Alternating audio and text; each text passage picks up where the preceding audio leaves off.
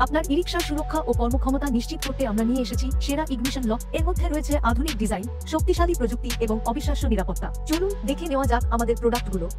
প্রথমে আসি CY ignition লকে। মজবুত বডি এবং উচ্চমানের প্রযুক্তি ব্যবহার করে তৈরি এই লক আপনার ই-রিকশার নিরাপত্তা নিশ্চিত করবে। দীর্ঘস্থায়ী এবং কার্যকর, যে কোনো পরিবেশে ব্যবহার উপযোগী।